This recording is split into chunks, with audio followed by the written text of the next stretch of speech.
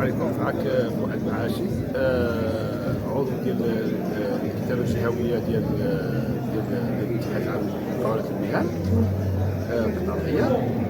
اليوم كنحضروا المؤتمر الخامس اللي كينعقد في اكادير، مجموعه من الرؤساء الجهويين من اجل المواكبه ديال الاصلاح ديال القطاع اللي كيعرف واحد العدد ديال الاختلالات ممكن، لانه غادي نخرجوا واحد العدد ديال المهن، واحد العدد ديال المهنيين بغينا نخرجوهم من الغير المهيكل للمهيكل، من العشوائيه الى القانون، واللي في غياب واحد المواكبه من التحت انه كل واحد يعرف ما له وما عليه، وخصو واحد الهيكله ماشي مواكبه، ماشي غير تقنيه بالنسبه للناس كيفاش كيدير التجاره، كيفاش كيحسب الستوك ديالو، كيفاش كيفكك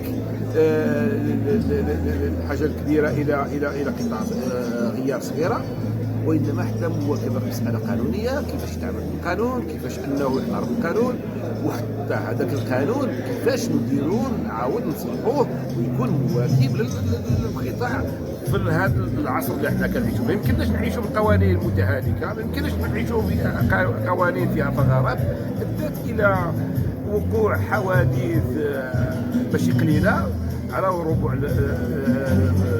التراب ديال المملكه، واللي كتحد من الهيكله ديال القطاع ومن التنميه ديال القطاع، في ظل انه واحد الركود اللي فيه اقتصادي اللي كيعجل، خصو يعجل واحد الاصلاح ديال القطاع. بسم الله الرحمن الرحيم. معكم محمد الفتوح، مدينه تطوان، رئيس جهه ديال طرزه تطوان الحسيمه ديال قطاع الغيار. وكما كنعرفوا اليوم حاضرين في هذه الدوره الخامسه هنا في اكادير، اللي كننظموا هذا المؤتمر اللي كيتعمل كل عام. وطبعا العام اللي فات كنا عملنا في مدينه تطوان، وهذا العام الحمد لله تعمل في مدينه اكادير. هنا اللي كنقولوا حنا كل جهه عندها، كما هضرنا دابا على واحد المجموعه ديال الجهات دخلت، كل جهه عندها يعني مشاكل ديالها معينه.